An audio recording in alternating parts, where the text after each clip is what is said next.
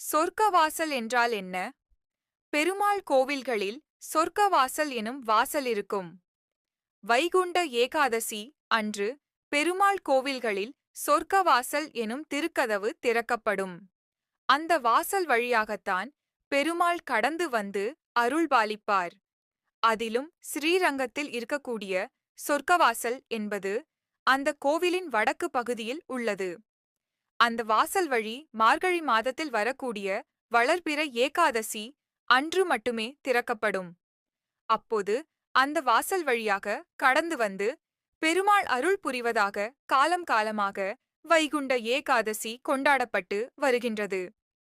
சொர்க்கவாசல் திறப்பு வரலாறு என்பது உபா முற்காலத்தில் பிரம்மாவிற்கு ஏற்பட்ட அகங்காரத்தை அடக்க நினைத்த மகாவிஷ்ணு தன் காதுகளிலிருந்து மது, கைடபர்கள் எனும் இரு அசுரர்களை வெளிப்படச் செய்தார். அவர்கள் பிரம்மாவை கொல்ல முற்பட்ட போது அதனை தடுத்த மகாவிஷ்ணு நீங்கள் கேட்கும் வரங்களை தருவதாக கூறினார். ஆனால் அசுரர்கள் மகாவிஷ்ணுவிடம் உங்கள் காலால் எங்களை வதம் செய்ய வேண்டும் என்று கூறினர். கொடுத்த வாக்கை காப்பாற்ற வேண்டும் என்பதற்காக அசுரர்கள் மகாவிஷ்ணுவிடம் ஒரு விண்ணப்பத்தை வைத்தனர். அதாவது 1 மாதம் முழுக்க விஷ்ணு பகவான் அவர்களிடம் போரிட வேண்டும். அதன் பிறகே அசுரர்கள் சித்தியடைய வேண்டுமென கேட்டுக்கொண்டனர். யுத்தத்தின் முடிவில் பகவான் அந்த அசுரர்களை வீழ்த்தினார்.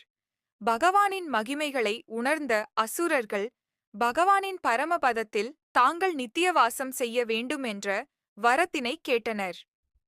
அதன்படியே மார்கழி மாத வளர்பிறை ஏகாதசியன்று பரமபதத்தின் வடக்கு வாசலை திறந்து அதன் வழியாக அசுரர்களை பரமபதத்தில் சேர்த்துக் கொண்டார்.